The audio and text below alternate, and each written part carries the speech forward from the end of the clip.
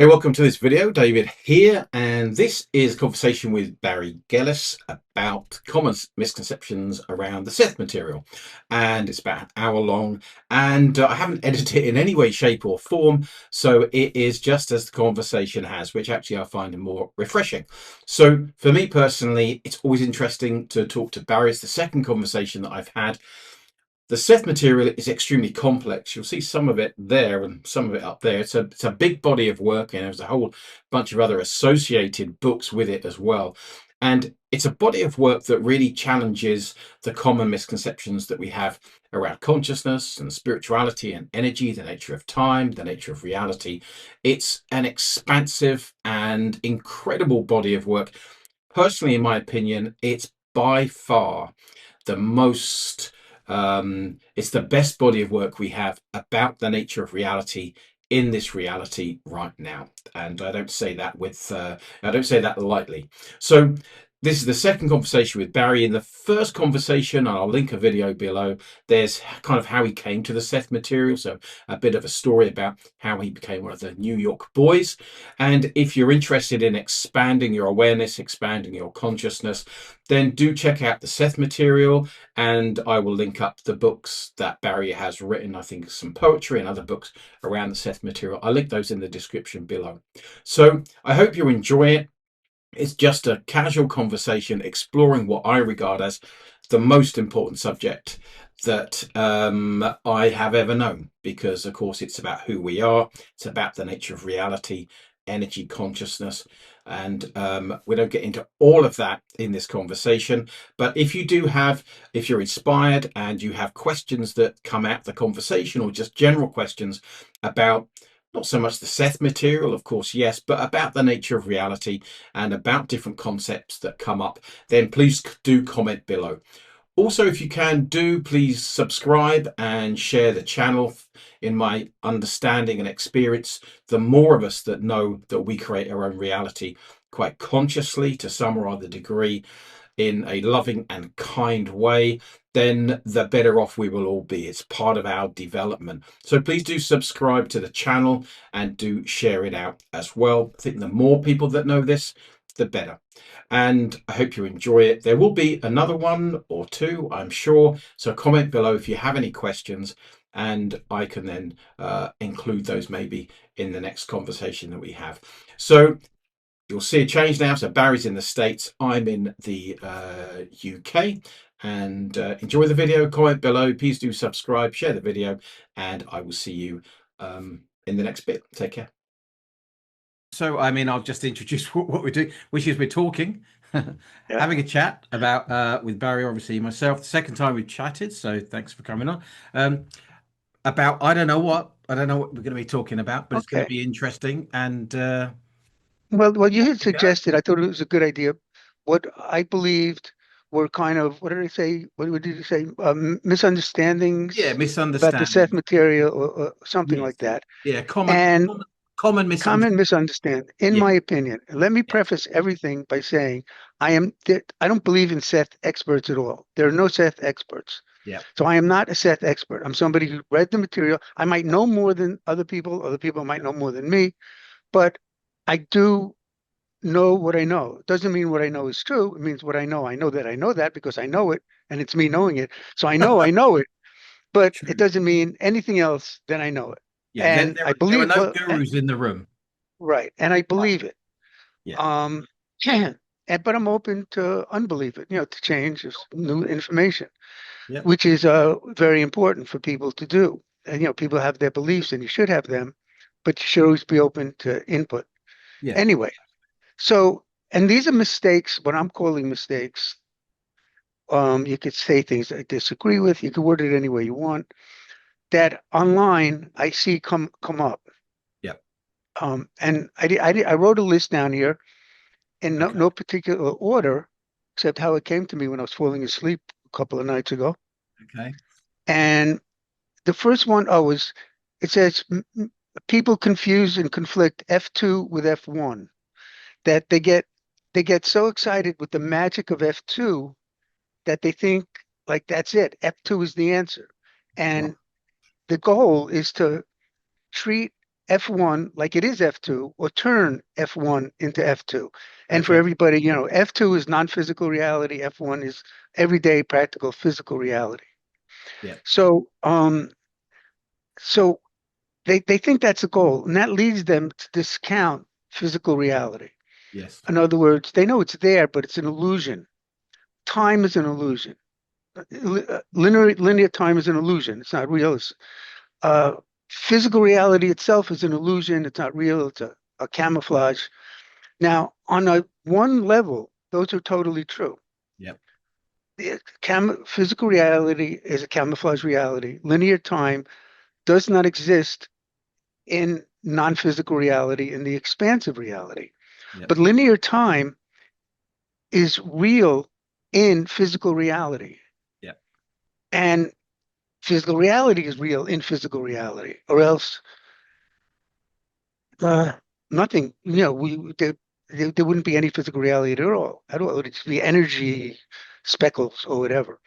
So when people talk about linear time, they just dismiss it. Oh, it's not real. Linear time has a specific crucial purpose to us choosing to be physical in the first place. And according to Seth, we had F2 already. We needed Can I just say, F1. Barry, if I may say, Sure. so that F stands for framework. So for those who Yeah. haven't bumped into, it's framework one and framework two. They're the Yeah. if you Framework one is everyday physical reality.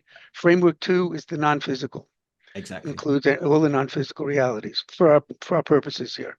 Yeah.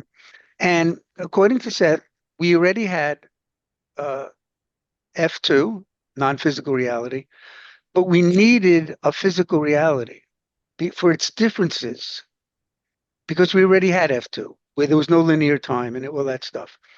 But we needed physical reality in order, because I don't know who figured it out, our oversouls together.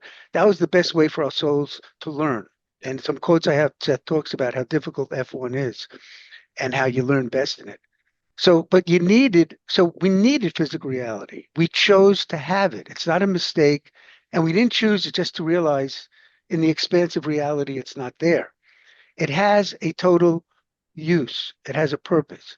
Yeah. And the use of physical reality, I mean, the use of linear time, it gives us a pause to reflect. Everything, when we move on to other realities or in the dream state, you think something, it happens. There's no pause. But you don't learn that way. At least I don't know how you learn. It'd be very chaotic, I guess. But in physical reality, there's a pause.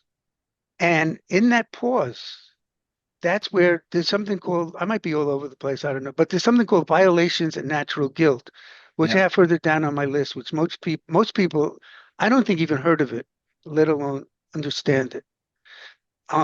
But to go back now to that, there's such a thing as violations and natural guilt. Violations is not violating another person, although it's harming another person. But the violation is violating your own nature. And our nature, when I say our, I mean human beings, is love, compassion, and goodness. And when you violate your nature, that's the violation. And violating your nature happens when you harm somebody. And then there's something Seth calls natural guilt. And natural guilt is a trigger we put inside us. I guess before, as humans, before we all started the whole thing, although there's no start. But so we have in us this trigger of natural guilt, and it occurs in the pause of reflection before we act.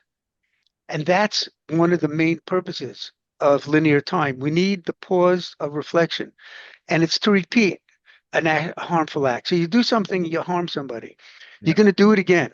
In the moment of reflection before you do it, because there's linear time. And that moment of reflection, something inside, which Seth calls natural guilt, says, don't do it. Stop. Don't repeat it. And then we have our conscious choice, our free will to decide to do it or not. But in order to evolve spiritually, um, we need to learn certain lessons according to the Seth material. And one of those lessons is that you create your own reality. with your Yep. thoughts, emotions, expectations, whatever, all the other stuff. And the other one that most people don't get because it's there, but you have to connect the dots, is while creating your own reality, you should include helping and not harming others. Yeah. And this helping and not harming others is where violations of natural guilt come into play, I in will which you say, need yes. what? If I just mention, I think that's Sure. one of the things that I've, um, and as you kind of said, that I mean, my background, having read the material, is I missed that, and I think I messaged you once, and which you probably don't remember, Mhm. um, but I do think there is a tendency to not see the value of physical reality, and also what tends to happen is people don't recognize that it's a cooperation. So the idea of helping other people as part of what we're doing, often it is missed. I missed it, and so many miss it. So I've just kind of, It's not even just they miss it. When it comes up, they often say, well, they created their reality. That's them. They have to work it out. They created it. exactly. Yeah. But in very different places, the quotes we don't have here says, no, you can't say that someone's starving and I forgot what country he used. Let's just say India. I don't know what he said. You can't just say, well, they chose it, and therefore that's it. He said, that'll bring starvation to you in ways you're too ignorant to realize. And Yeah. he also said, he used the word ignorant. And he also says, when one person is harmed, a part of you is harmed, a part of everybody is harmed. Yeah. Part of all that is harmed. So, so if they do, the importance of helping others is overlooked. And it's overlooked how Seth emphasizes it over and over and over again. Yeah. How we have a national inclination for I forget the word now, to help others. It's a bigger word than help others, but I don't remember it now. And in order to learn the lessons, in your reality creation, to include helping and not harming others doesn't mean to obsess on it, to sacrifice, to only do that, but to include it. Yeah. When those two lessons are learned, according to the material, you leave the human race behind, Right. which means you leave the reincarnational cycle. You've learned the lessons. So, one of the two major lessons to learn involves linear time, because to learn the second lesson, to help and not harm others, that's why we have violations and natural guilt. That's what teaches us that. And Yeah. in order to learn that, that's where linear time comes in. So, linear time, and again, that's this inner tugging. Don't repeat it. Don't repeat the act. You Yeah. could choose to repeat it, then you just come up again. There's no punishment involved, but that's how you learn, and then you could finally leave the reincarnational cycle behind. But so linear time, it's not just not real, or people say it's an illusion. It's crucial. It's why we created, in part, in a big part, why we created physical reality, because we needed linear time. And we didn't need it, I'm repeating here, just to realize, oh, it's not really real. Look at me. Now I know linear time is not real. I've learned my lesson. Anybody brings it up, I'll go, oh, it's not real. They do the same thing with victims. Yeah. So, Victims. so, There's no, so overall, you would say that linear time. So obviously, in framework two, outside of our five senses, there is no time. There are events, but no time in the sense simultaneous. that Right. we would understand it. Within physical reality, we have subjective events that appear in a certain order. We call that time, and that we have that as a kind of way of evaluation, as Yes. part of our growth. It gives us a pause, a reflection, and that when I suppose the key is knowing what to evaluate. Well, one thing is to evaluate. Well, when it comes to violations of natural guilt, it's this inner feeling of I shouldn't do it. Yeah. Even if you don't understand why, but it's a feeling of don't not to do it. The way our nerve endings, and I'm no, surprise of surprise, I'm not a scientist, but the way our nerve endings work, the synapses or synapse, that's how we adjust or view linear time. I mean, Yes. physical reality. There's Yes. this jump, so it's part of in our system with the past, present, and the future. Although also, there everything is now. Both are true. This is another important thing most people, they argue one or the other, and both are true. There is linear time and there's no linear time. Yeah. An example I give is a physical table, because all these things are mirrored in science. It's maybe quantum science. Like the physical table. A table is physical. Now I'm speaking science-wise. Yeah, sure. It's a table is physical. It's there. You can knock on it. At the same time, according to maybe quantum science or something, it doesn't exist. It's not there at all. It's Yeah. swirling energy. That's whatever. But and both are true. It's there. If you hit your head on it, you might cut yourself. The glass of water is there. If there's water to pour into a glass, it holds it. You drink it. Yeah. It's there and it's not there. And in one of the quotes I have, Seth says, physical objects, they're there and they're not. He actually says it's actually what I'm saying here, but they're there and not there. Um, and if all of physical reality wouldn't be, and not just the table, there would be no physical reality at all, according to the F2 expansive point of view. I, So I it's suppose, always I both are suppose true. the challenge is to know those two things at the same time, and to walk, you know, No, I'm to be sorry. able to. I'm sorry to interrupt. I'm sorry to Yeah, interrupt. okay. Because Yeah. to me, the challenge is not to know anything except to accept. To Okay. accept what I notice people do. And maybe, I was in the Seth class from 72 on. So I with the material for a long time. So there's certain stages in my mind. I see certain stages. And one stage I see that people go through is this super excitement about F2. It's magical. It's like, wow, there's no time and everything's, it's so wonderful. It's magical. And what does that compare to? It compares to waking up, going to the bathroom, brushing your teeth, you know, going to work, being in traffic. What would you prefer? You Yeah. know, Sure. being late to class and having the teacher yell at you, or having no time at all and everything's magical. But I think, rightly or wrongly, people get stuck there. Not even stuck. They choose to stay there because it's so exciting. In F2, that F2 is it. It's the end all and be all of it all. The next phase I found, or stage, is yes, it's magical, it's great, it's wonderful. But now you have to reconcile the two. You have to look at it in a practical way. Yeah. How does the magic of F2 fit into F1, fit into learning, fit into living every day? So, and that's just accepting that both are true. Let's take, well, there's physical death, but let's take victims for a minute. You bring up victims, everybody goes crazy. When I say everybody, I'm exaggerating.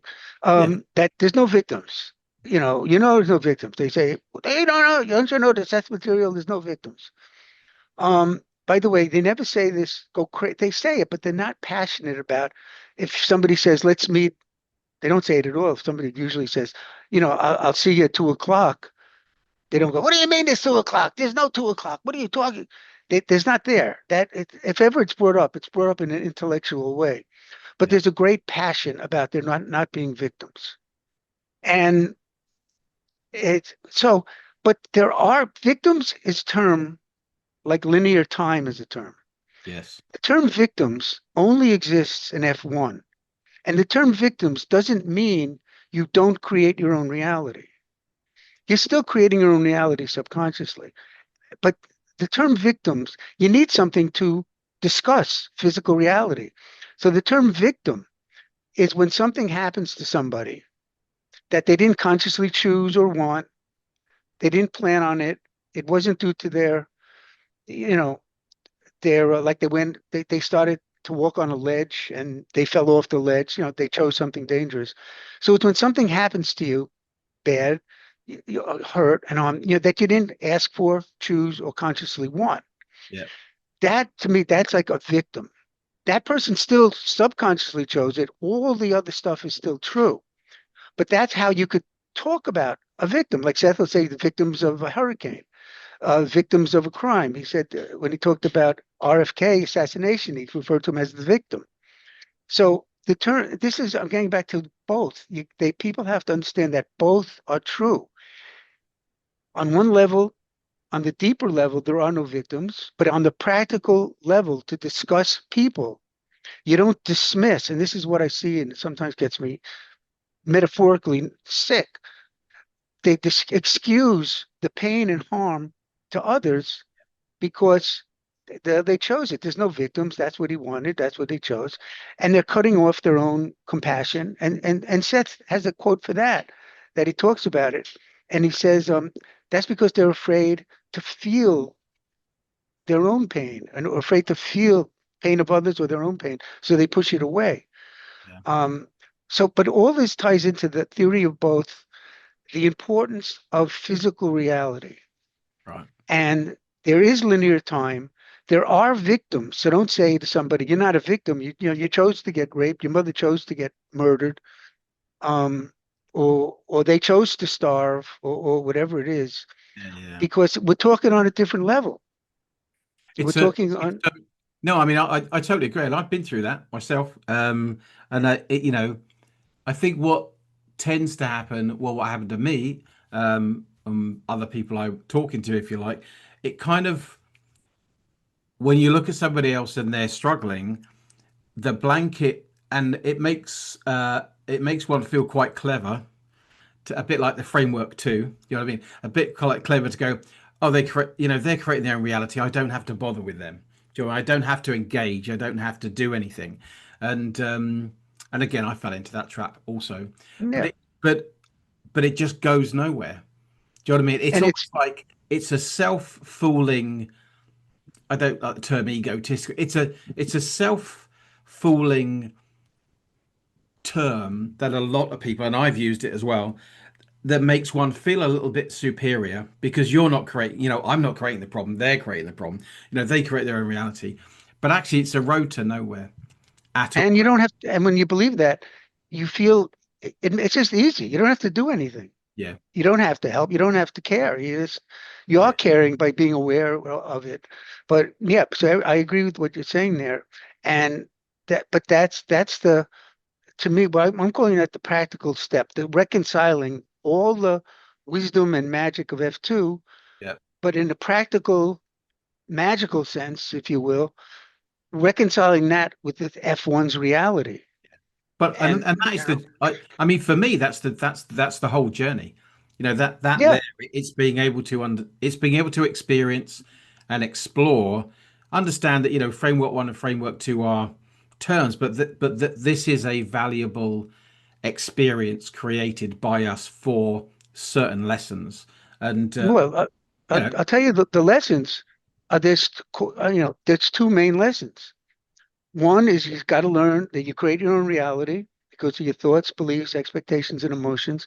And two, in so doing, you ought to uh, help and not harm others. yeah, And those two lessons, according to Seth, once those are learned, they're not just learned, but you were able to leave the reincarnational cycle behind.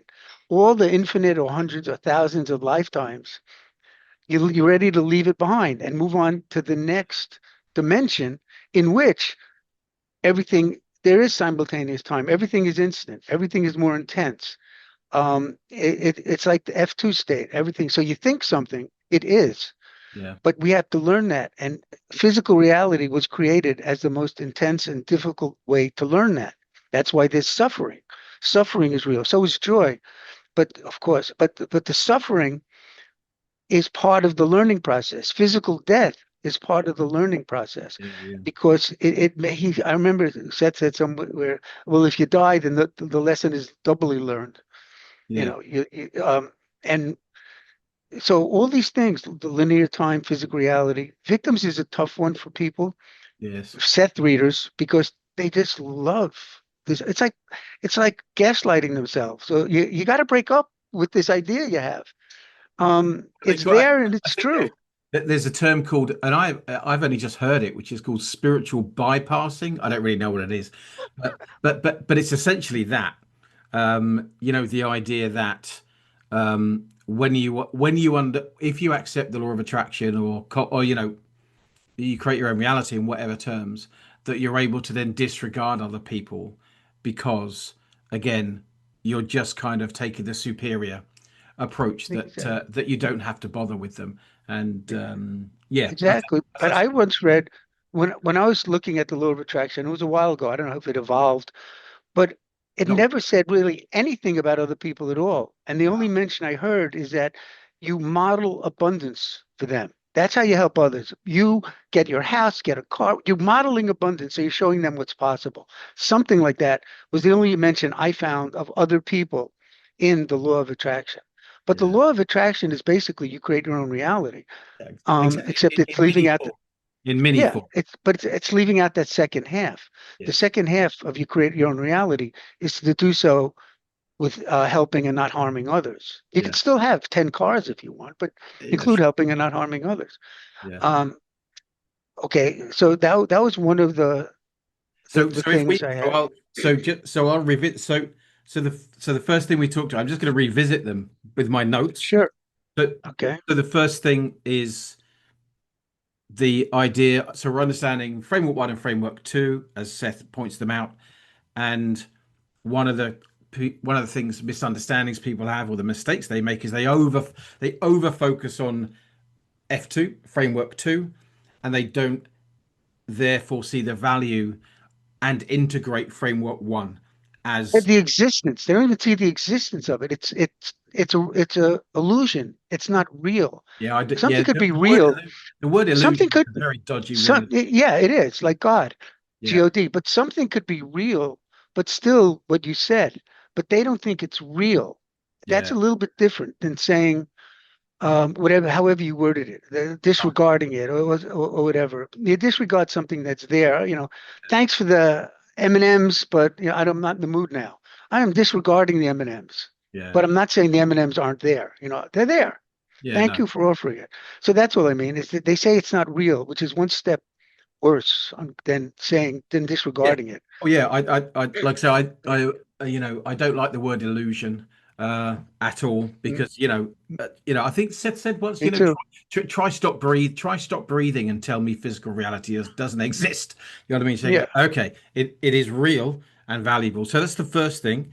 To accept both things can be real at the same time, also, and yeah, and the idea that actually part of our learning is one of the reasons we have time is it gives us a mental space to evaluate, to tune in to our um, ideas, also to our what's the term we were talking about? Not shame. What's the term? Natural guilt, Yeah, that's it. violations of Yes, natural exactly. guilt. Yes, natural into natural guilt, which isn't should I have a cup? Should I have another chocolate? We're talking about No. Yeah. based And Seth biological. differentiates. Seth greatly differentiates between, he calls it artificial guilt, Yes, but that's it's right. it's also to judge the reality you're creating. Who are you attracting? Am I attracting what are the type of people I'm attracting? What kind of situation am I in? Linear time is needed for all of that. And people always put down, online, like maybe always put down, Yeah, often, when I say certain things, oh, you don't judge, you're judging, you're not supposed to judge bad. You can't judge, don't judge that person, the killer, you can't judge him. It's not judging, it's assessing. You have to assess your reality. yeah, Matter of fact, in one of the Seth quotes that says that's the whole purpose of being here, to assess reality, to judge our reality. So when people say you can't judge, you're not supposed to judge, I say no, you're supposed to judge. But you don't want to judge in such a way where you're putting yourself above others, or you're saying this other person is still not worthy, deserving, and good, even if they're a horrible killer. And even if you feel however you feel, that they still have love, compassion, and goodness in them intrinsically, but they're not acting on it. They cut themselves off yeah, from it, which usually comes from prolonged abuse to do it to such a degree that you become like a killer or a rapist. But yeah, it's yeah, still in there. It's still in there. And that is still who they are because they're not their actions, that they're so you could judge somebody as being a total idiot, fool, murderer, killer, asshole, yeah. and recognize at the same time they're still a worthy and deserving person who has a right to be happy, which doesn't mean they should go along and continue murdering everybody. No, of course, But no. yeah, so So, it's so judge. if I could just, I'll just bring back to, because I'm trying to just kind of in my head think about somebody listening. I was talking to somebody in the pub earlier, who'd actually started to read Seth Speaks and was kind of familiar with some of the terms, but not all of them. So I just want to kind of, for those people, whatever. So kind of, so what you're saying or what Seth's saying, you might phrase it slightly differently. I like the word assess. I like that word. So that what we're doing here is learning about to use desires, expectations, emotions, energy, mental energy to create our reality. We have time in order to give us pause so that we can essentially assess. We can judge it and we have to judge it. And then from there, we can decide the actions that we're going to take. So, would you say that physical Yeah, reality is an assessment tool? I know that sounds a bit basic. yeah, yeah. No, in part, definitely, and also to judge it, to assess it, and then to decide what you want to keep and change. You Yeah, know, I think, who and I think, yeah, it's interesting. I mean, because I'm trying to phrase this in a way that makes sense to me and maybe to you, but that for me, um, physical reality is so, so real and tangible, um, that it's difficult, it's challenging to kind of disconnect from it a little bit and just step back and assess it. That and then make the rather than getting carried away with it. Um, And framework two is such a delightful idea that I found myself kind of bouncing back between the two. Do you know what I mean? Not yeah. finding a place of, I suppose balance might be a word, or I don't understand quite how I understand the words you're saying, but I don't understand why the where the problem is. I mean, why is there this bouncing back? It's just thinking, really. It's just wondering and thinking. It's like if you're remembering a dream you had, not struggling to remember what it is, but you remember the dream. yeah, yeah. You're not going back and forth. You could have a cup of coffee or go drink water and still remember your dream and think about the dream. I No, don't no, see the yeah, why is it this line that you either see or are creating I, of, well, this is F2, this is F1, and they're yeah. bouncing and you gotta know where. I just I suppose it's getting. No, I understand that. I can. For me, it's more of a feeling for me that I can kind of recognize. Yes, I do accept. Obviously, I can think of my dream and have a cup of tea, and I'm not bouncing backwards and forth. I suppose it's trying for me, trying to integrate the ideas, and when they're not integrated, when I'm overreaching into physical reality and I'm getting carried away with it and forgetting that I create it. And then, do you know what I mean? That okay. there's, No, let me give you another example. yeah, I mean, I hear you, but yeah, take away F2 at all. You're in physical reality, and you don't know you're meeting this person. You don't know what to say. You don't really want to meet him. Maybe you don't want to even be his friend anymore, but you're stuck with this. What am I going to do? Should I go? Should I not meet him? Should I just forget about it? All those questions that you were saying about F1 and F2 exist also in solely in F1. And you yeah. don't get lost and confused about anything. You're deciding what's best for you to do, given your options. So what's the difference between that and figuring out when you throw F2 into it for you, what will be the difference between deciding what to do with your friend or make up some situation for yourself, deciding what to do with this F1 and F2? Yeah, I suppose for me, because I'm trying to kind of integrate it in my mind a little bit. I suppose if I can only talk about me, if I can wholly accept that two things can be at the same time. F1 and F2, both are real, both are valid. Then once I settle with that, which I have to some or other degree, but I'm just kind of noticing my reaction to what you're saying as we're talking, then I think it's almost for me the idea of integrating and accepting it enough to not think about it. That's what you're doing right now. Yeah, You're doing it. I might not be You, explaining it properly. Yeah, you might not be, or you might not just be accepting what you're doing. I'm reaching for a notebook here, but yeah, as I yeah. was trying to write something down, but That's you're great. not. I don't think you're seeing and giving yourself credit for what you're doing. You're doing that all the time in F1, F2, accepting F1 and F2. Uh, I don't see you not doing it. So No, maybe you could give an example of not doing it. What you mean by that? I s- yeah. I think we might be. I might not have explained it properly. It was a more of a kind of sensation and a thinking about my journey to integrate and accept framework one and framework two.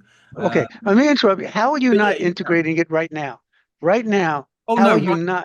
How are you not integrating it? Yeah. Well, I'm integrating it 100% all the time because I can't be doing anything else, can I? Okay.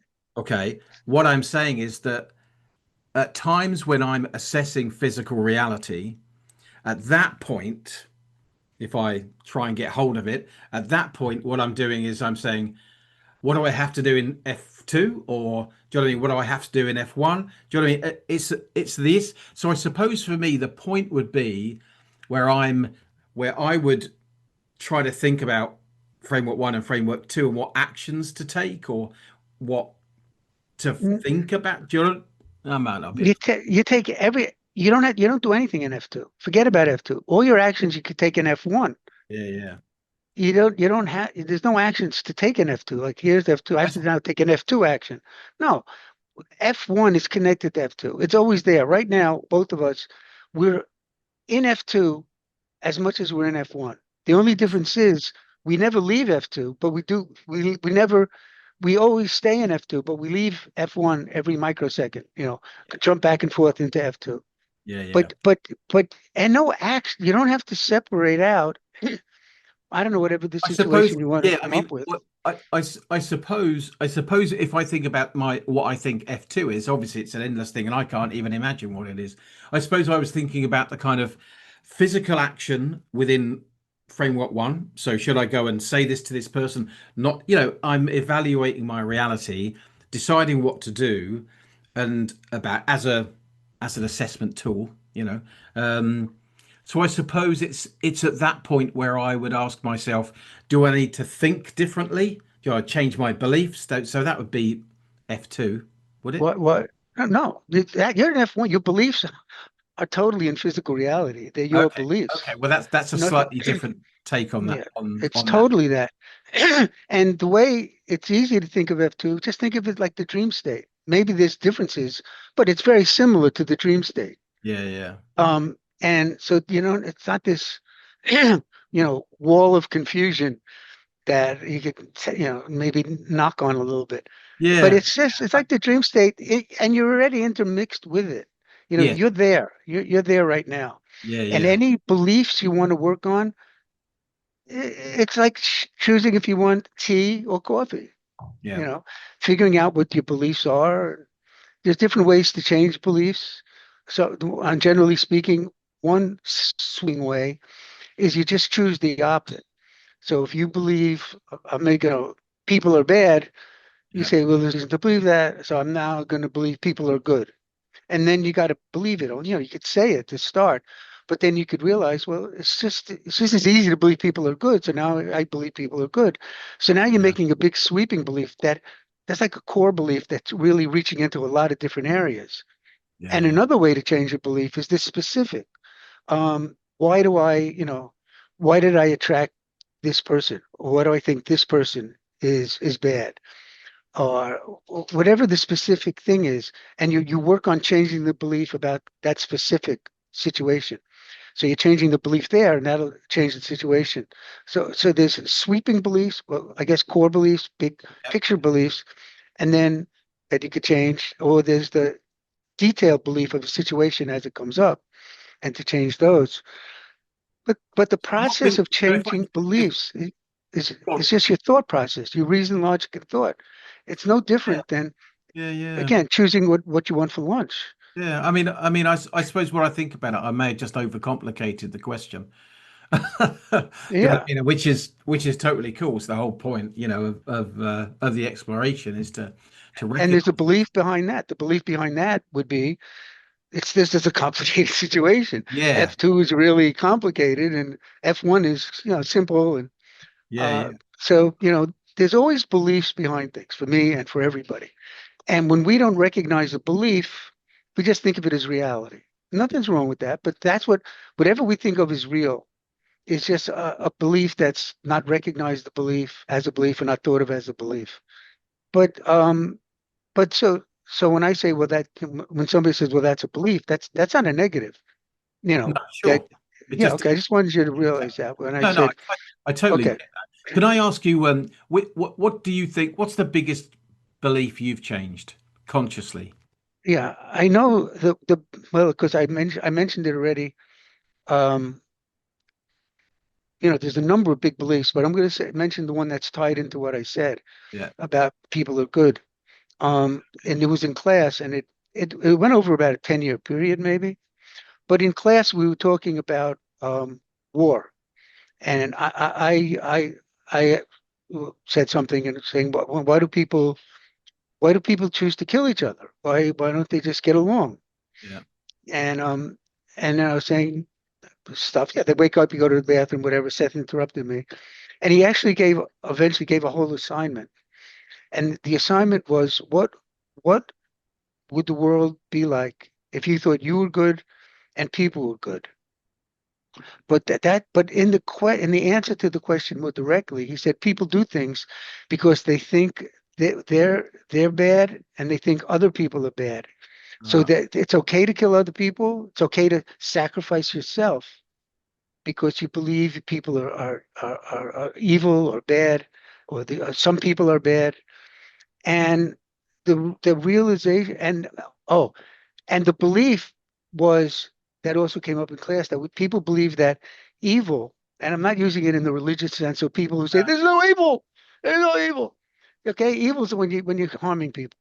Yeah, Substitute any word you want. The belief that evil is stronger than good. Left alone, you will do bad, yeah, not you will do good. sure. But that good is stronger than evil, and people are good without even understanding at the time the whole thing about nature, our nature of love, compassion, and goodness, or whatever.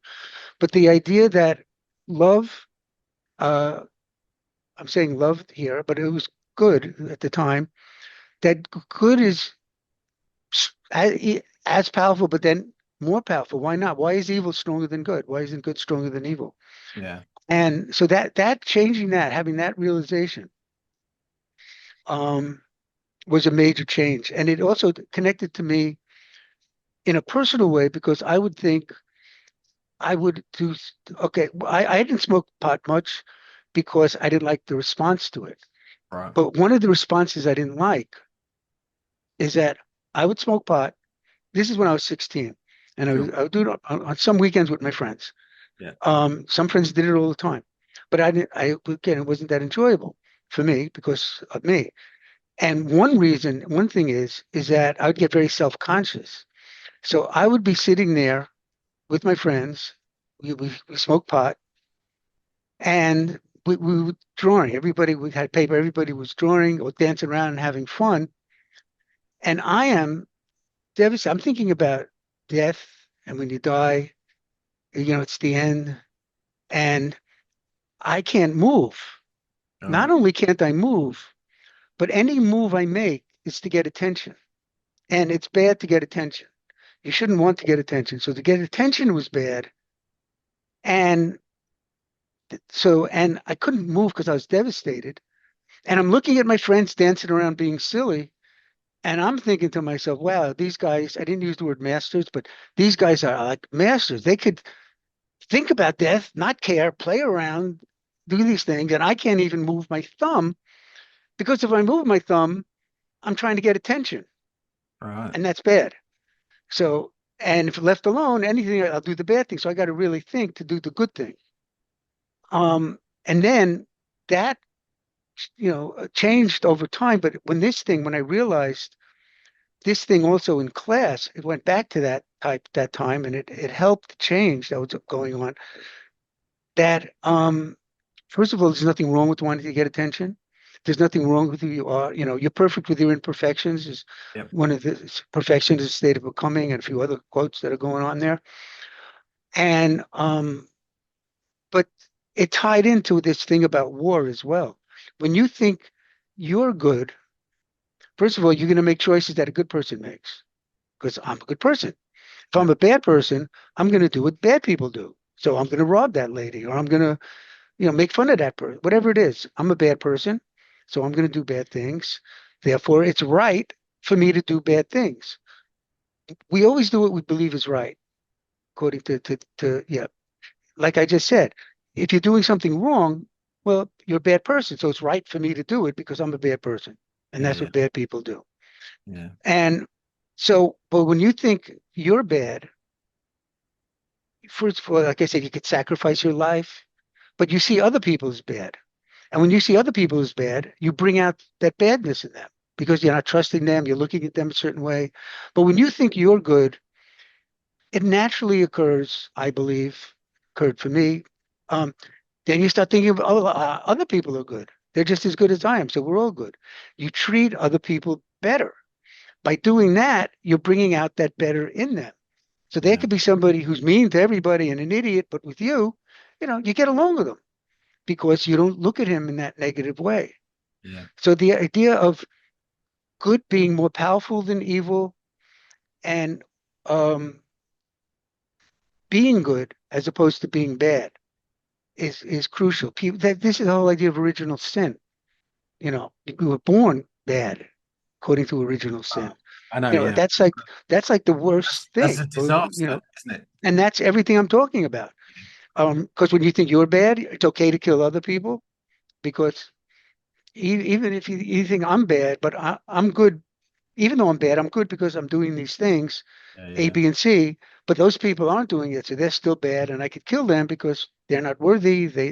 They're bad. So one of the major things I got from class, I focused on this one session, but I think it also spreads out to other things, was this idea of people are good, you're good, and others are good, and that good is more powerful than bad, or good is more powerful than evil.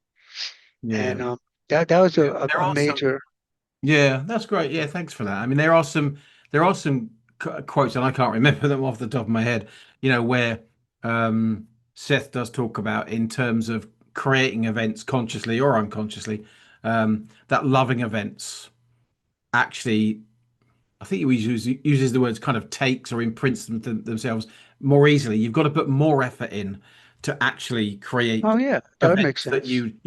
bad event. I know with bad events, and I always loved the idea that I could kind of lean into the universe.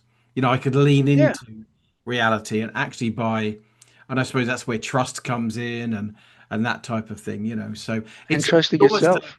it is such a self-fulfilling prophecy to love oneself and see the goodness in others. You Yeah, know, and, it and it, really go, it works. it goes in easier because it's fitting right in with the nature of love, compassion, and goodness. That's Yeah, the nature of the universe. yeah, The nature of us is the nature of the universe. That goes its natural law. yeah. So it's so much easier to do something in harmony with, it's much easier for you to eat. Let's say you like chocolate ice cream and you don't like what do you call anchovies? It'll be much easier for you to eat an ice cream cone than anchovies. You could eat the anchovies, but it's not as No. easy. And that's very true. I Eh, don't like anchovies, Yeah, but I and love ice cream. and so same thing with thinking about doing good. It fits in like ice cream, Yeah, not like anchovies. yeah, It accepts it that way. And it's same thing now. With the poems, people out there don't know. Seth called me our poet, and I've written about 4,000 plus poems. I'm still writing them. So that's about 40 or so books. I've been have about seven out now. I've been trying to work on them, but I keep them on my bookshelf in chronological order in those fold back binders. There's like black binders can I for see like, that? I can see those oh, is on my that is that bookshelf. That's wide, the wide is that end. them? Yeah, Is that them? I think Wait a so. minute, over here. I'm looking at yours, but I can't see. Oh, I see. Yeah, then you could probably see them. I Yeah, can see them. that would Yeah, be them. And they're all by year. So it says, like 1977, 78, 79, blah, blah, up until now. And it begins with 65. November is when I wrote my first poem. So basically, it's two shelves and it's a long poetic journal in a way. yeah, So I think most people kind of lose touch at either big gaps or little gaps of who they were or what they thought because they don't have this ongoing forever journal. but I have it. So I look back and I know I wrote some poems in 1967 that that had a lot of these Seth ideas in them already. And now it's like 5 years before I went to Seth Oh, class. okay. Like I think one was called like the war in Vietnam has love in the background. Right. Uh, talking about there's a good beyond good and evil. There's a good beyond that. Yeah. A good and I noticed when I looked back at those older poems that there's a number of Seth ideas. Like you don't drop your glasses. You don't pick up your glasses because you dropped them, but you dropped them so you could stop and pick them up. All right. Uh, and and and then what happens when you stop? You might meet somebody, whatever. Yeah. Yeah. But in any case, a lot of my maybe, and that's why Seth called us our poet. But a lot of and we all have these in us. It's not like I have these ideas in me or had them and you don't or other people don't. Yeah. But Yeah. maybe because of the writing or an inner connection with my own self. I don't know what you want to call it, which we all have.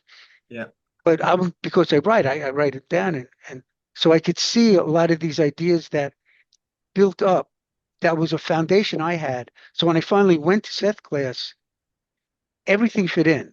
I didn't have I wasn't like suffering and looked seeking out Seth class. Yeah. I was doing fine according to my mind. I thought a lot of things I thought.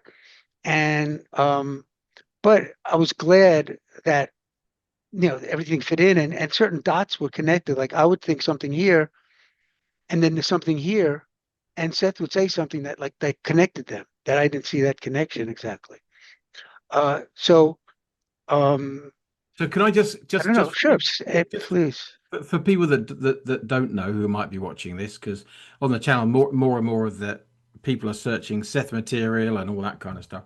So you were in this. So just a brief introduction. So you've got some books out. What I'm going to do is I'm going to put the links in. They're on Amazon, aren't they? In the description. So I'll put those below.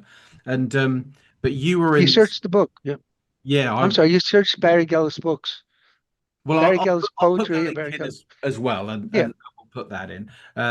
But you were in the Seth class, and you were called the poet of the New York boys. I know we have talked about this, but just a brief introduction to that would be great in case somebody hasn't seen the other videos or bumped into you before. Is that Okay. Well, Seth called us our poet, not the poet of the New York our boys, just poet? our, he Oh, said he's our yes, poet yeah, yeah, because of that. And what would you? And I understand.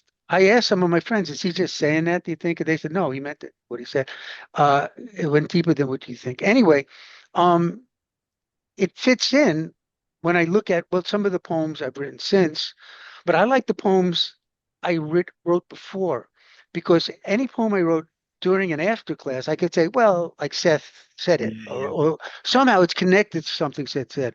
But when it exists before that, yeah, uh, it doesn't. And what it is, it's writing. It's like stream of consciousness writing. It's not like coming up with. You think of a word. What should I say? Automobile or should I say car? Well, automobile fits the line better. That's intellect. But the stream of consciousness that's connected to this inner self, and it's when you don't think. It comes up, and it's in there all the time. The stream of consciousness.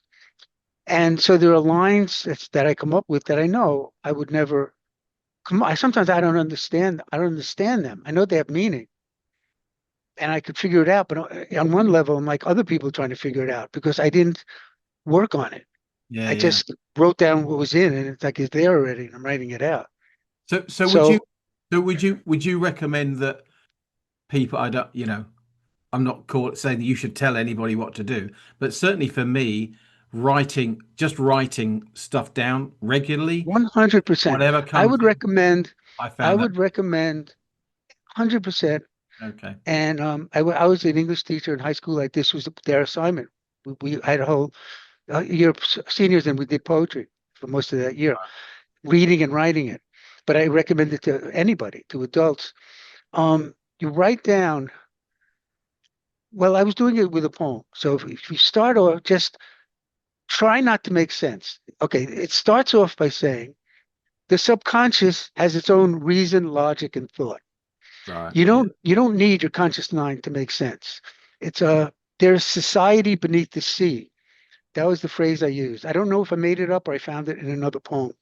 But society beneath the sea, after they tried to come up with their meaning, I said, great. But for us, society beneath the sea means there's reason and logic and thought in the subconscious. So the sea is the conscious mind. Yep. Society is the reason, logic, and thought beyond that. And we're like a vessel, on the surface of the ocean there. So you don't have to think to make sense. And the assignment was, I want you first, it was to try to write something, try not to make sense. Very Yeah. difficult. People tried it, Yeah. whatever. Yeah. And then I said, forget about that if you can. Write whatever comes to your mind. Take a pen, because I'm saying to write a poem, the only difference between a poem and prose is a poem has line breaks. Right. You stop at a word, you go to the next line. So it emphasizes the first word, the last word. Prose is like people in a stadium, and you look at them from a little distance, nobody stands out. No word stands out in prose. You read them, and then they make sense.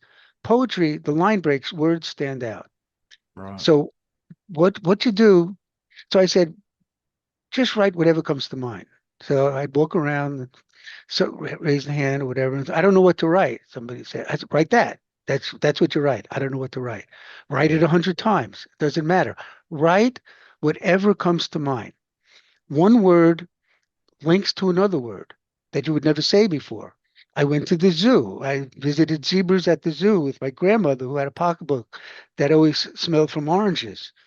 I just did it. I just did the stream of consciousness, thinking the one word, I don't know, the zoo, somehow it led to my grandmother and led to our pocketbook and oranges. All that makes sense because it's trusting yourself, if you want, using your Yeah. word, to that it's okay. Write down whatever comes to mind and it will make sense. One way things make sense is we think in terms of symbols, like we dream in symbols. When Yeah. people write poems, it's a symbol. When you read a poem, teachers teach uh, that a rose. That rose symbolizes love. So now the poem is about love, and it's about love.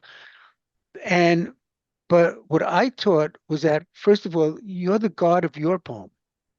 You could make your poem mean anything you want because you're in charge of it. And I said, when you read a poem, you're the god of the poem you read, except for the words. You're given the words, but Okay. you make up the meaning as long as you could explain it. Like you can't say, well, something here that's about the New York Yankees, the baseball team, and I don't know why I just say that. That's making up a meaning that. So, but getting back to symbols, a rose could mean love, it could mean pain, it could mean blood, it could mean loss, it could mean grief, it could mean joy. It's up to the person. Yeah. It's up to the reader. One one poem can mean something very different to one person to another because of the symbol that they made up for it or that Yeah. comes to them. If they didn't consciously try to make it up, it just comes to them.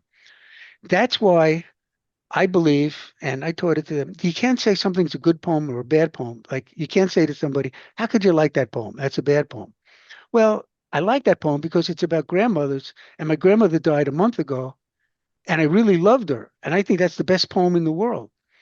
But it doesn't rhyme right, and it's a bad line. So what? It's a good poem because you like it, or it's a great poem because you like it. Yeah. And the stream of consciousness, again, which is an ability, and it's what I use when I write all the time. It's like going in a semi-trance state, and you can go in and out of it by choice. At least I can now, because you use your intellect sometimes. But in any case, getting back to what your question was, I would suggest to everybody to sit down. You could pick a topic if you want. Why this or why that, or say I'm going to try to make no sense. It doesn't matter what you come up with, and then just write without Right. thinking, without judging, and don't stop until you're done. Which means, and I liken it to going to the bathroom. When you go to the bathroom, you know when you're done. You don't sit around and That is true. think about it. Yeah. So you just keep on writing, and don't judge it. Don't say, "Oh, this makes no sense. This doesn't fit. That's not right." And then I would recommend don't even look at it. Now, you could wait 5 minutes, you could wait a minute, you could wait 2 weeks. It doesn't matter, but don't look at it right away. A little linear time, a little space Yeah. to separate yourself so you can snap out of it a bit. And then if you were gonna write a poem, you could insert line breaks someplace Yeah. or Yeah. not if you want, or if you want to write it down as prose. You want to make sure you could read it because that's one good reason to look at it right away or quicker. I've written poems and later on I say, what is that word? I can't even read certain words. Um, but so I would suggest to figure out what your beliefs are. If you want to be creative, if you want to understand yourself, almost anything. Definitely stream of consciousness writing. So it kind of occurs to me that the benefit of that is, I played around with this idea that Seth talked about, of changing words. I just kind of make up my own language, um, and I do write it down, and then if a concept I'm exploring, I will just make up a word or make up a language, and it doesn't matter what it means, but what it does is it frees me from my logic. It allows me to step outside of what I think is right or what I think is wrong, and that type of thing. And then I would write it's not exactly a poem, but it is different words that just kind of come out based around that kind of concept.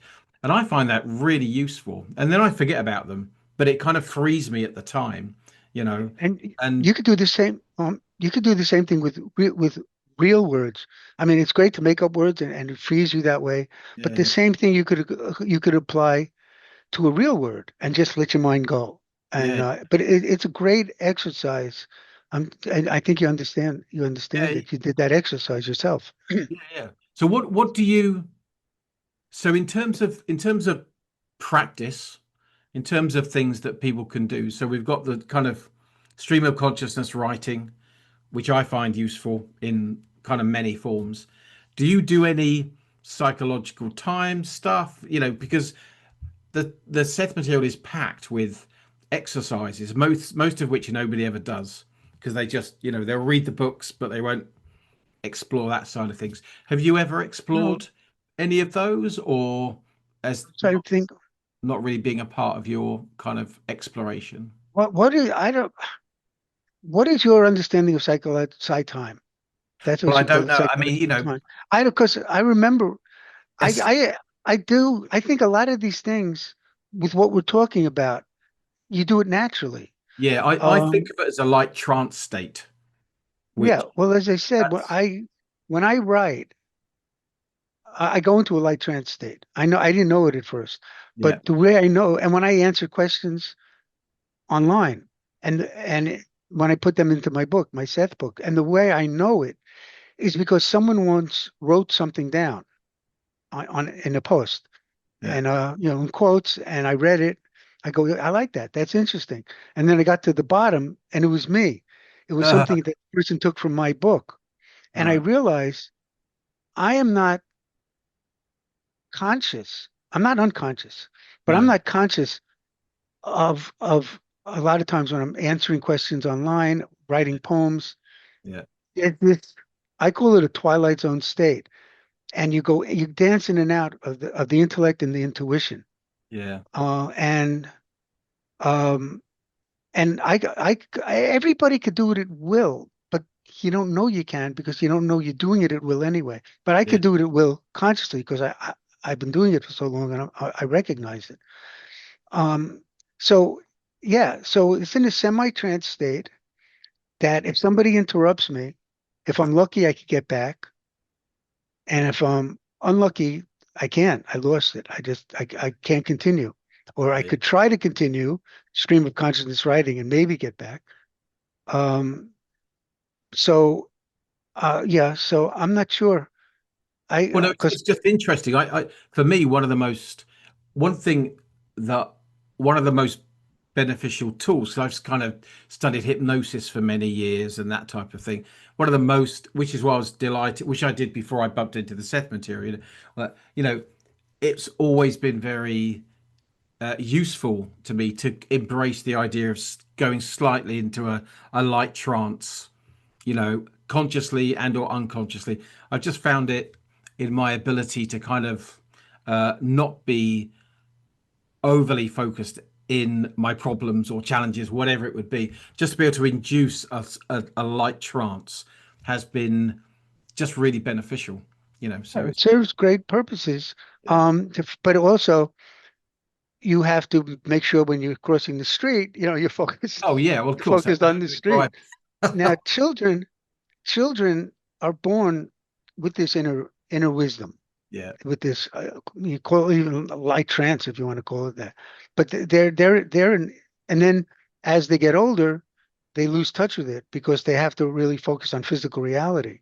yeah, But it's an ability and not only an ability we have, but it's something we do even if we're not aware we're doing it. yeah. So to practice doing it is great. That you do that. And, it helps in so many ways. Yeah, I find it refreshing, kind of internally, psychically, emotionally, physically. It's a bit like a kind of psychic shower, energetic shower, Mhm. an internal one, So that's cool. So we've got, so is there anything, so are there any other But misunderstandings, do you think, that's anything we want to get to that now here. make your list? Let me look at my list here. We got the victim part. I got that here. Yeah, I don't know where I went all that. They also get the help. We got the helping others. yeah, People choose it, and therefore they. Oh, yeah. People choose not to help because it makes them feel they don't have to get upset. They don't have to put themselves out. We got natural guilt. Wait, I got most yeah. of it here. Um, the spontaneity is another one Okay. that you know everybody, spontaneity basically, to me, I figured out for myself, I think it's true, really just means trusting yourself. To be spontaneous Right. means trust yourself. And trust, Seth always says be spontaneous, uh but not really says, doesn't always say what spontaneity means. And he also says if it's not fun, don't do it, and be spontaneous. That's a quite, Spontaneity knows its own discipline. yeah. I mean, Now, it's quite let, interesting, isn't it? Because somebody said that to me the other day. They quoted me the Seth and said, "If it's not fun, don't do it." And that's quite a challenge. no, because it's not what it sounds like. No, I know, There's but so much okay, deeper meaning to that. First of all, I if know. you so if you're being spontaneous, you're being your authentic self. You're moving closer to your, I'm calling it your authentic self, which Okay, is acting in harmony with your love, compassion, and goodness. okay, So when you're truly spontaneous, you're going to act in harmony with your love, compassion, and goodness. And the closer you get to that, the more you'll act in harmony with your love, compassion, and goodness. yeah, So you will find it fun to help others. You'll find it fun to do things that are good because it's part of your nature. Like you were saying earlier, it's easy to let the good things in. It's part of your nature. So when Seth says, "Do if it's not fun, don't do it," he's talking about not he's talking about not go around and kill everybody if you enjoy it, but he's getting to the point that understand understand why why something's fun or not. Not and he said spontaneity knows its own discipline. And he's saying when something's not fun. yeah. I'm not explaining it well here. I do No, explain it in no, my I think it in is. my, in my I think book it's pretty true. good. No, I And, agree. I think it's that the challenge seems to be is that the Seth material is so rich and packed with one-liners that are so powerful and that you can take out. But I think it's that what I enjoy about these conversations and reading your stuff and exploring is it's all got to be taken in context to coming I won't say coming back to the authentic self because time, but to coming to a recognition of the authentic self, if we want to if I would put it yeah. that way. And in doing that, feelings, ideas, and impulses and spontaneity becomes more natural and obviously loving and obviously kind. And it kind of goes beyond the intellect. That's my experience of it when I've been able Hmm. And to come and back to that. applying it to your practical life Yeah. also. Oh, By the way, exactly. Seth someplace said, I don't remember where, he said by fun he means joy, but he doesn't use the word joy because people take it too Misunderstanding. seriously. I know. But he said joy is fun. Fun is joy. And it sounds a little bit more on this, it sounds a little bit more deeper. If it's not joyful, Yes. don't do it. Means if it's not fun, because fun is a lighter term, Yeah. meaning something if something's just not fun. But in any case, it ties totally into being spontaneous, which means acting in harmony, means trusting yourself. Yeah. And trusting yourself means acting in harmony with your love, compassion, and goodness, because that's the direction we're going. And why would you said the good things come in your head better? Yeah. They have a place in your mind. But that was the other thing I had wanted to discuss.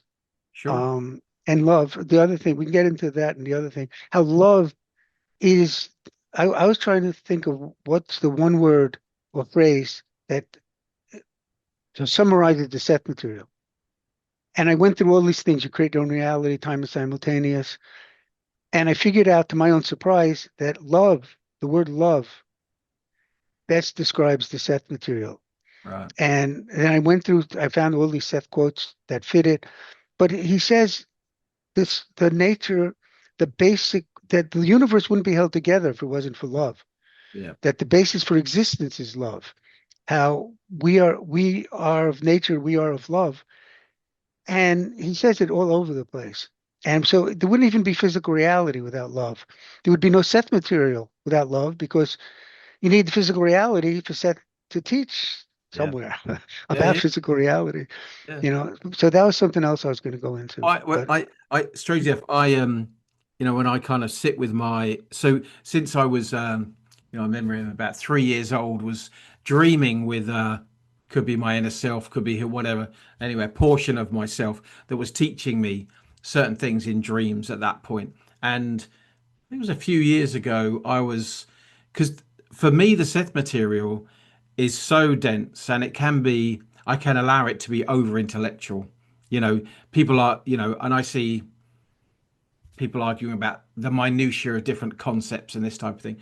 But Aaron, the name of my broader self, if you like, over the years, um, came up with the phrase many years, which was that love is a foundational condition of reality.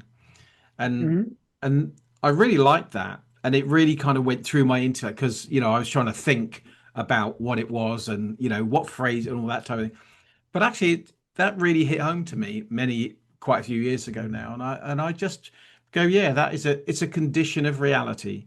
It's a fundamental condition, and it feels good And to love and be loved and act in a loving way. It's obviously it's why all the films are about love. Do you know what I mean? yeah, It's a condition we are. it's a condition of reality, but it's also holds reality together in the first Yeah, place. yeah, So it's a condition of what it is, because without love, there'd be no cohesion. Everything would yeah. it would hold it together. It's like the Um, word fiber, which may or may not resonate with you, but it kind of yeah, resonates with me. And that it's the fiber of reality, yeah, what yeah, makes it. And yeah, and I yeah, and having that kind of phrase and allowing it to go past my intellect and just into my intuitive self. Um, Came around the same kind of time I think you were talking on one of the Seth uh, boards on Facebook about kindness and that type of thing, and it did, you know, it clicked something over for me, both of those two events. So yeah, and it yeah. made my life Kindness better. is strange. You know, That's kindness is great. a superpower, I think. Kindness is. I have a short poem, but the point of it is that nobody ever took the concept of kindness from life to death and back to life, like as a think through. Kindness is always like one thing, and if kindness doesn't work, well, then you got to be mean or you got to be violent. But they never look at kindness as a revolutionary power Oh yeah, I that think exists yeah, beyond an event yeah, or a behavior. yeah. There's a power to it and it's revolutionary. Oh yeah, I agree. like I say, I think kindness is a superpower. That Yeah, it's underrated. It feels to me like love is quite a lofty, do you know what I mean? Broad term, that turning, but kindness for me is very manageable, yeah. and it Love fits. is It fits in. It fits in with action with everyday for action it me, fits in everyday too. action, and It's funny also, because I'm sorry, you were saying love is this, and I totally agree. This big thing, this expansive thing, too big. You said something like that a minute ago. Do you yeah, remember it that's all? how it feels. Yeah, It feels like a huge yeah. yeah, And it made me think the opposite is totally true. Also, it's this cliche that's meaningless that people just say, "Love you, see you later," oh blah yeah, blah blah. So it's a meaningless cliche, and it's this big thing that's beyond understanding. mm, And both of those make it almost useless if you want.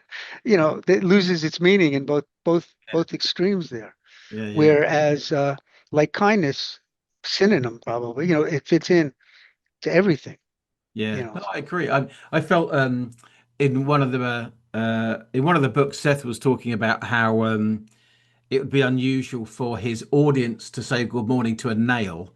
I don't know if you anyway. So that because everything is Mm, consciousness, that type of thing. So of yeah. course, so I took it upon myself to go and find a nail, and I kind of tuned into my inner senses and into large, and what I felt for that nail and the whole experience was truly loving. It was a very, you know, Yeah.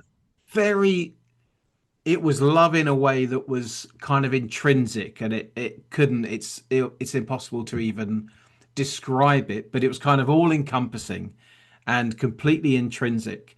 And I've only had that experience a few times, but But that's, it's there. oh yeah. It I mean, never goes away. no, It's just you're exactly. paying, it's just looking at it or not looking at it. You're letting it in because Yeah. we know that the cliche, we're a part of everything. We are. And the nail is conscious, like you said, it's consciousness. And try saying hello to a nail without thinking Yeah. as an exercise. I see if it just, you automatically get that feeling Yeah. without any pre-work, Yeah. where Yeah. you just say, "Hi, Nail. Good morning," Yeah. or I'm, and to I'm, anything. Yeah, I'm because I try and work a lot with my well, this is kind of out of body experience. I'm very relaxed with my inner senses, and I'm very lucky in that I can kind of shift my awareness and the sense of kind of atmosphere of loving energy is is tremendous, and I don't really do that enough actually. Thinking about it, Mhm. I kind of get lost in the melee of life and that type of thing. Well, But thinking about it, because everything is beliefs, that we're saying about, and yeah, your belief somehow is this energy, this it's there, and you have to shift into it. And if you could somehow imagine it, the door is already open and it's yeah, freely flowing already. It's flowing in, yeah, and that there's no shift even needed. It's nice open door, like an open window. The yeah, breeze is already, you're feeling it right now. It's happening. yeah. Well, I Uh, can I can feel that you right now know, as you're kind yeah. of saying. I must say it's a. I mean, I think part of the my own personal challenge is that it can feel overwhelming. That Hmm. that those kind of so I know there is a portion of me I've got to work with my beliefs of it, and interestingly enough now with my on a personal note with my children now being old enough they don't, do you know what I mean, and they're all doing their own thing. This is kind of what I'm my endeavor now is to be able to take time to explore that a lot more, because I Hmm. don't have the distraction in the nice way of my children Yeah. and having to earn a massive living and all that kind of stuff. So I kind of consciously adopted the role of being an explorer in Hmm. in a new way because I Yeah. No. have the time to do that now. Yeah. So I just say I agree with you. I'd go easy on yourself. Make it it's easy. Think of the open window Yeah. as opposed Nice. to No, yeah. shifting. There. Yeah.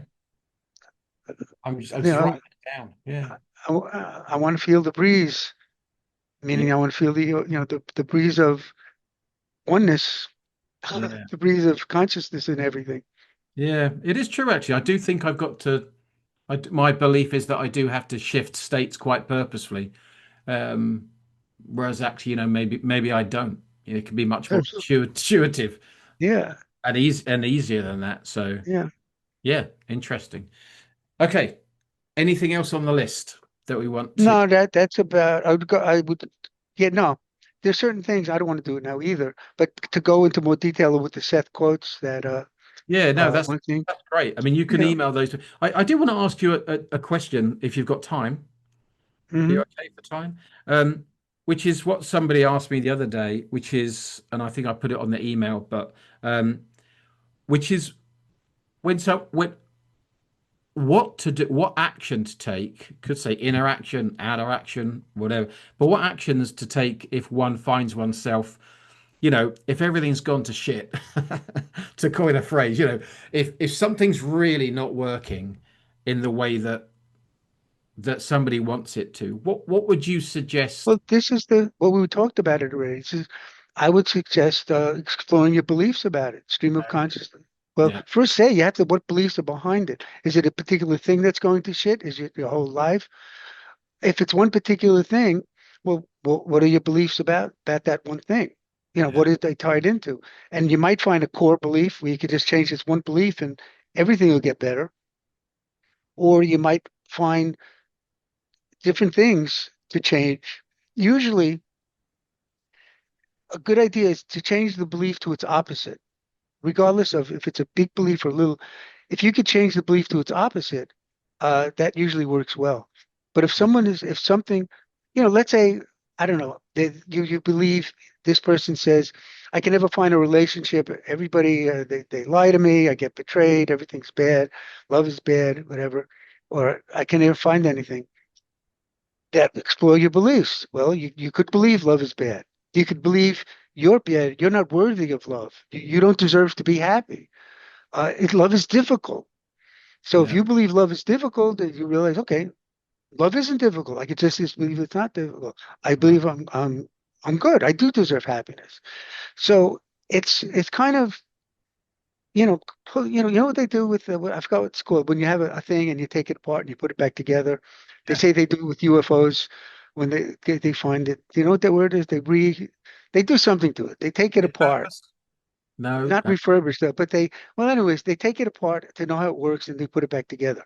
Okay. Yeah, Uh, and that's the same thing you do with this. You take your belief, you have the situation, you take it apart. What are your beliefs behind it? How do I know what my beliefs are? Write it down. Stream of consciousness, writing. I believe whatever the situation is, I believe love is this. I believe whatever comes out, again, don't judge it, just let it come out. Pause before you look at it, but make sure you could read it.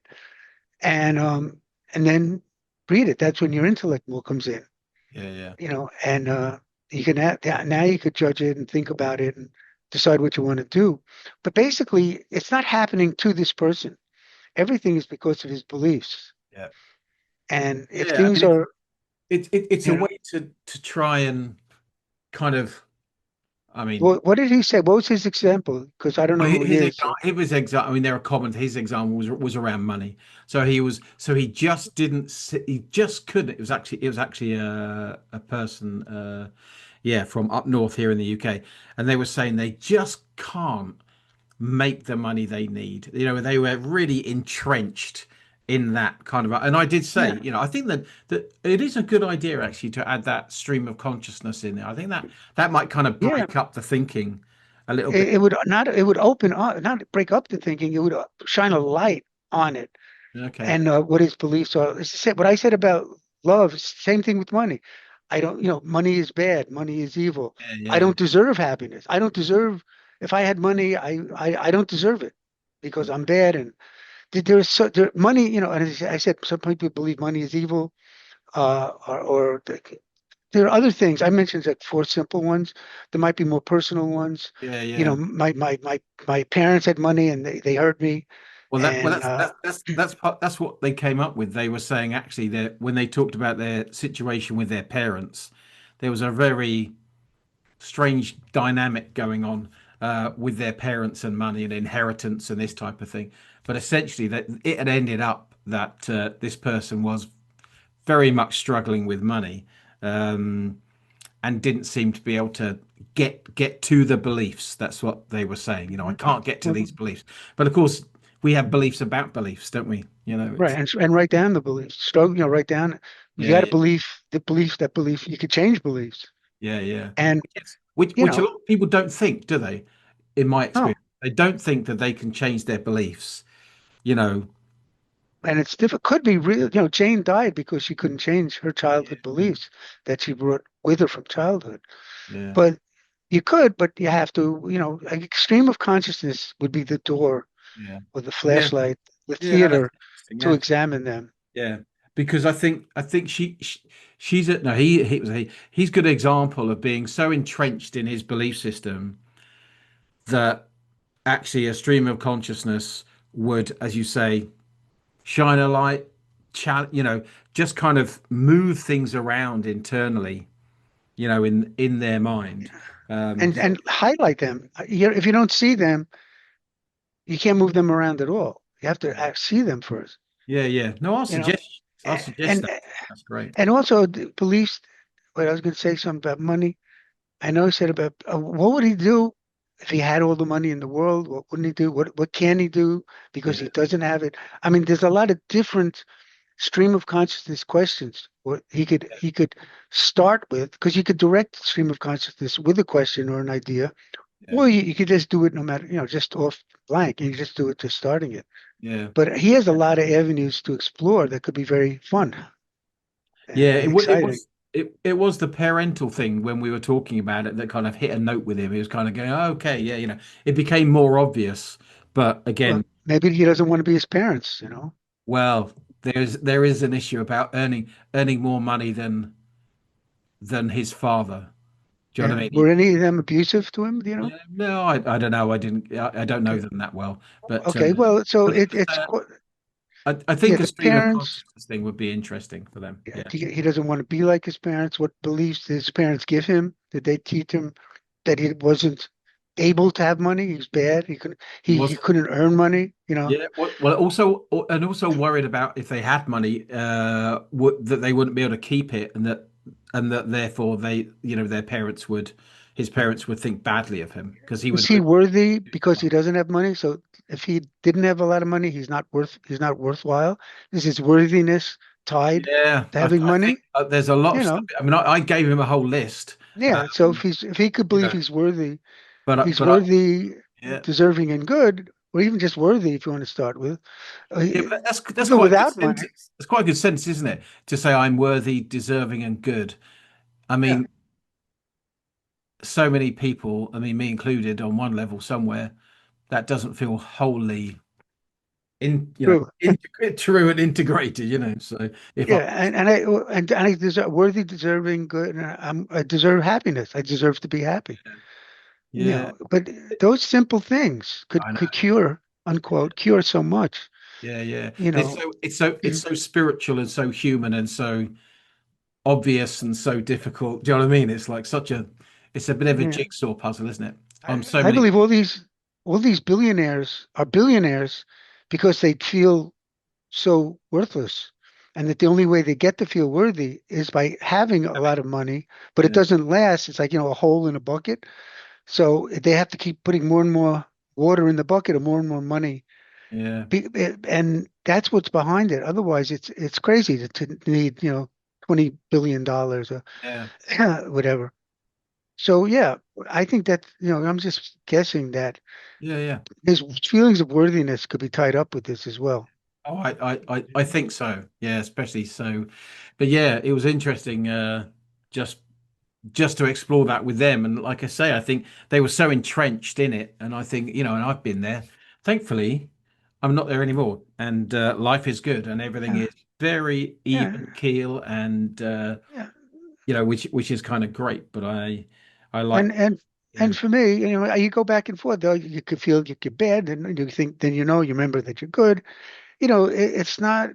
I don't think life is like you. Some things it is. You reach a state, or you reach a point. Not even. I don't mean in a hierarchy, right? But you reach something, sure. and then you just stay there. But sometimes you reach something, and then you don't stay there. Then you go back there. Yeah, yeah, Whatever it is. Not this thing. just a lot of different things.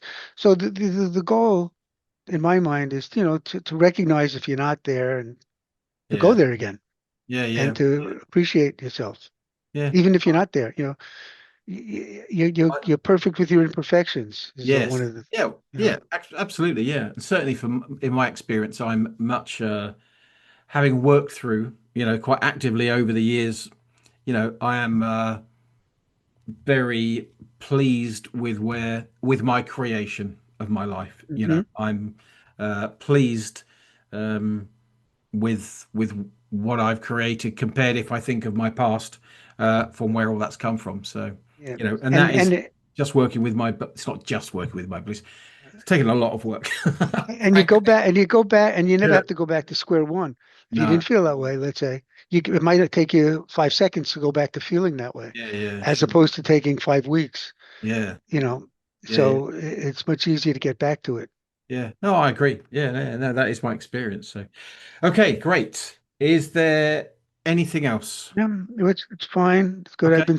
I've been having my Well, uncomfortable sips of water. I That finished my tea. It's yeah. now 10 to 20 to 1 in the morning here, and I've just had a Mm. great big thing of tea, so I'll be up half the night going to the toilet.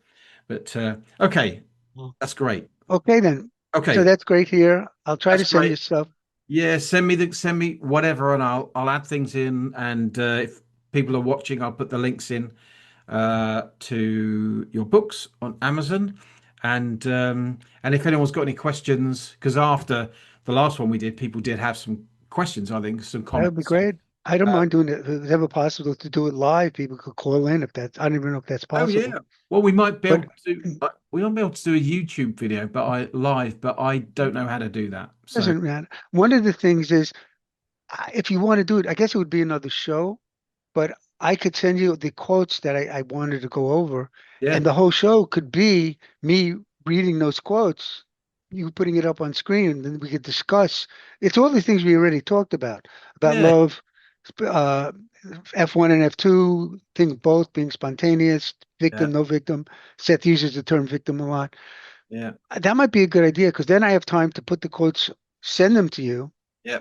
You could put them up as Good to- I'm reading them, or put them up after I read them, and just insert them you Yep. should probably do it while I'm reading them, because then it's no gap between what I'm saying and, well, who We knows? can But I arrange. think that would be, I'd like to do that next, where All right. Well, I'm, we could read the quotes, where they yeah, could see yeah, yeah, that, you know, a lot of the ideas I have, like I was saying, I had them way before Seth, and most of the things I say are things that I believe, and then I look at the Seth material and find verification of it, yeah, yeah, as yeah, opposed to the other way around.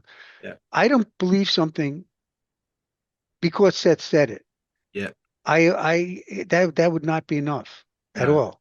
I But had I the like same. getting verified, though. I'm sorry. Yeah, Go ahead. yeah. Well, I'm really, I am very grateful that with Aaron, the name my broader self, whatever you want to think of it as, you know, had a whole lifetime up until, and Aaron was coming through doing channeling and this like this, which I did wasn't consciously choosing. It was, I was just exploring different things.